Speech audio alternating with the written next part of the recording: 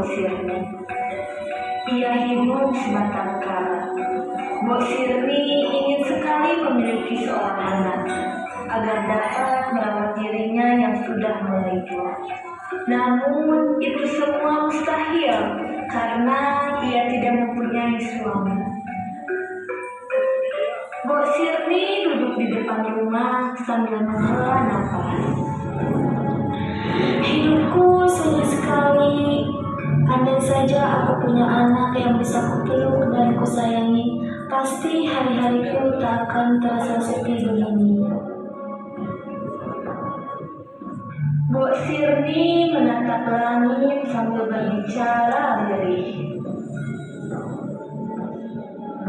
Ya Tuhan, berikanlah aku sedikit kebahagiaan di masa tuaku ini. Lalu Mbok Sirni bangkit dan mengambil keranjang kayu. Sudahlah, lebih baik aku pergi ke hutan mencari kayu seperti biasa. Setiap hari Mbok Sirni pergi ke hutan untuk mencari kayu bakar. Suatu hari ia bertemu dengan raksasa menyeramkan. Tubuhnya lebih tinggi dari pohon, kulitnya gelap dan berbulu kasar, bertaring tajam, berkuku panjang kotor. Mbok Sirni gemetar ketakutan, tak bisa berkata apa-apa. Lalu raksasa itu berkata, "Hei perempuan tua, jangan takut. Aku tak akan memakanmu. Lagi pula dagingmu sudah keras dan tidak enak." Benarkah itu Tuan raksasa? Lalu apa yang kau inginkan dariku? Aku tahu apa yang kau inginkan selama ini. Kau menginginkan seorang anak untuk menemani sisa hidupmu, kan? Aku akan membantumu, tapi dengan satu syarat. Satu syarat? Aku akan melakukan segalanya untuk mendapatkan seorang anak. Memang manusia sangatlah serakah. Baiklah, aku akan memberikan biji timun ini. Tanamlah dan rawatlah seperti anakmu. Ketika mentimun itu sudah matang, kamu akan mendapatkan seorang anak. Kamu bisa menjaganya seterusnya. Tapi ketika anak itu berumur 17 tahun, aku akan mengambilnya kembali untuk menjadi santapanku. Baiklah, aku akan melakukannya. Lalu raksasa memberi Mbok Sirni biji mentimun. Ia menanamnya dengan penuh kasih sayang.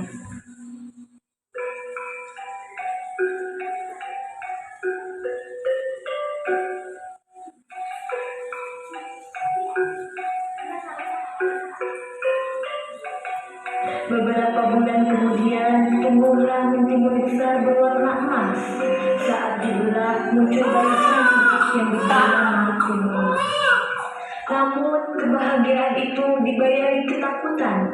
Dulu, Mbok Sirni berjanji akan menyerahkan anaknya pada raksasa saat berusia 17 tahun. Kini usia Timun Mas telah genap 17 tahun dan Mbok Sirni sangat gelisah. Timun Mas, cepat masuk ke kamar dan sembunyi. Hari ini raksasa akan datang menagih janjinya. Timun Mas bingung dan khawatir. Ada apa ibu? Mengapa ibu begitu ketakutan? Dengan suara pelan, Mbok Sirni lalu berkata, "Maafkan ibu, anakku. Dulu ibu membuat janji dengan raksasa. Ibu tak sanggup kehilanganmu." Tiba-tiba bumi bergetar hebat. Suara langkah kaki yang berat terdengar mendekat. Hei perempuan tua, mana anak perempuanmu yang telah kau janjikan padaku? Dia sedang mandi di kali, Tuan raksasa. Dia sangat bau. Kau pasti tidak akan suka memakannya. Baiklah, seminggu lagi aku akan datang kembali untuk membawanya ke hutan. Tentu saja Tuan, aku tidak akan mengecewakanmu. Raksasa pun kembali ke hutan. Bo Sirni dan Timun Mas Legah masih bisa bersama.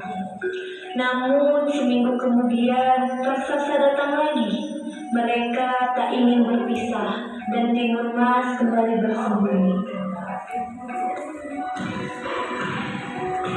Hei perempuan tua, aku kembali untuk menagih janjimu.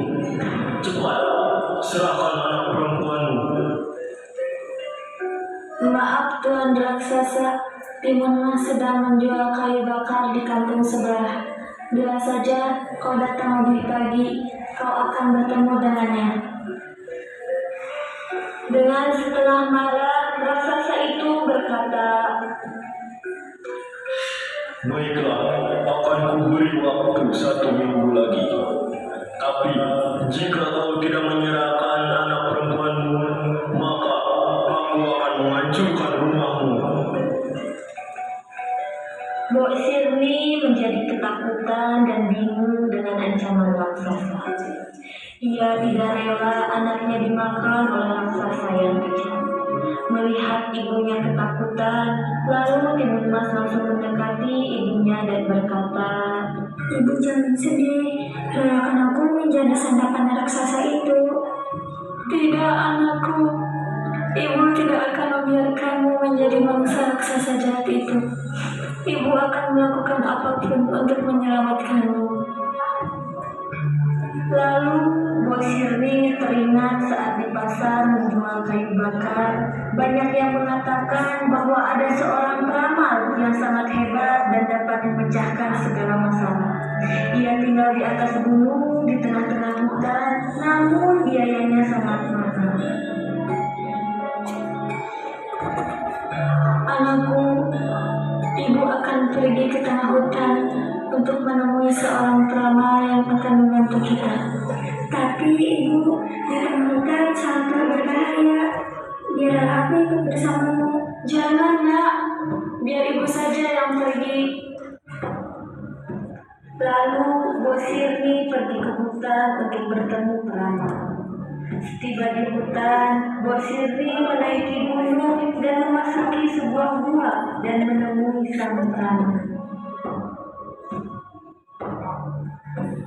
Hahaha, aku tahu apa yang kamu inginkan. Kamu menginginkan sebuah kekayaan, bukan? Bukan itu yang kuinginkan. Ini soal anakku. Raksasa menginginkan anakku. Aku tak tahu apa yang harus kulakukan. Tolonglah bantu kami. Apa? Raksasa? Baiklah, aku akan membantumu. Tapi kau harus membayarku dengan sangat mahal. Aku hanyalah penjual kayu bakar, tapi aku akan berusaha untuk membayarmu. Aku pikir tidak ada yang bisa mengalahkan raksasa yang tingginya melebihi pohon dan begitu tajam. Sudah cukup. Aku hanyalah seorang penipu. Aku tak dapat melawannya. Lalu sang peramal beranjak pergi dari tempat itu. Bo Sirni sangatlah sedih. Ia tidak tahu apa yang harus dilakukannya. Ketika perjalanan pulang, ia merasa lelah. Bo Sirni beristirahat di bawah pohon sejenak. Ia bermimpi ada seorang peri yang menghampirinya. Hai Bo Sirni, aku akan membantumu dan Timun Mas untuk bisa mengalahkan raksasa. Benarkah? Apa yang harus kulakukan? Suruhlah Timun Mas lari dari rumah dan bekali dirinya dengan biji timun, jarum, garam, dan juga terasi. Itu adalah senjata bagi Timun Mas untuk melawan raksasa. Lemparkan satu persatu pada raksasa saat Timun Mas berada dalam bahaya.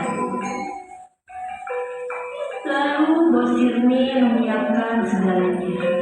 Satu minggu berlalu, saat pagi hari, Bos Silvi memberikan yang diberitahu sang pengantar dan si Mas lari dari rumah menuju kebun. Seketika terdengarlah langkah kaki raksasa. Ia melihat si Mas berlari menuju hutan. Hei raksasa, kemarilah dan tangkap aku kalau kau bisa. Raksasa terus mengejar Timun Mas. Ia melempar benih-benih bumbu ladang dan membuat raksasa berhenti sejenak untuk makan. Saat dikejar lagi, Timun Mas melempar jarum yang berubah jadi hutan bambu, lalu garam menjadi lautan. Terakhir, terasi dilempar dan laut berubah jadi lumpur hisap yang menelan raksasa selamanya. Timun Mas lega, ia telah selamat. Timun Mas pun kembali ke rumah Bos Silvi. Bos Silvi senang sekali melihat Timun Mas selamat. Ia menyambutnya.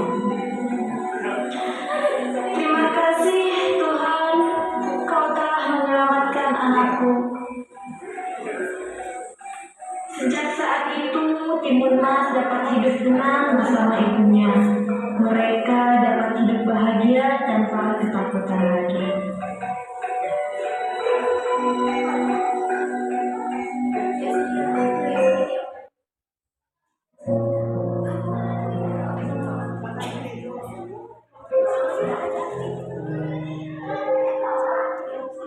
Pesan moral dari cerita Timun Mas. Cerita ini mengajarkan bahwa kasih sayang orang tua, terutama ibu, begitu tulus dan tak terbatas. Bos Silvi rela melakukan apapun demi keselamatan Timun Mas. Selain itu, kisah ini menunjukkan bahwa keberanian dan kecerdikan lebih kuat daripada kekuatan fisik. Timun Mas bisa selamat bukan hanya karena pintar dan berani, tapi juga karena ada doa dan usaha dari. Yang paling penting, cerita ini mengingatkan bahwa dalam menghadapi masalah dan saat meminta pertolongan, kita tidak boleh melupakan Tuhan. Setiap usaha yang dilakukan dengan ikhlas dan disertai doa akan selalu mendapat jalan. Tuhan akan memberi pertolongan di waktu yang tepat. Seperti ketika Bos Silvi bertemu keributan dalam mimpinya. Maka dari itu, jangan pernah putus asa dan jangan lupa untuk selalu melibatkan Tuhan dalam setiap langkah.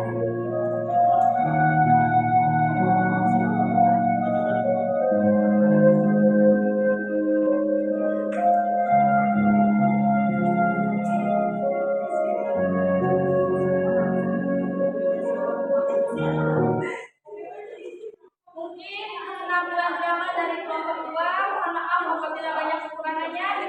Wabillahi taufiq wal hidayah. Wassalamualaikum warahmatullahi wabarakatuh.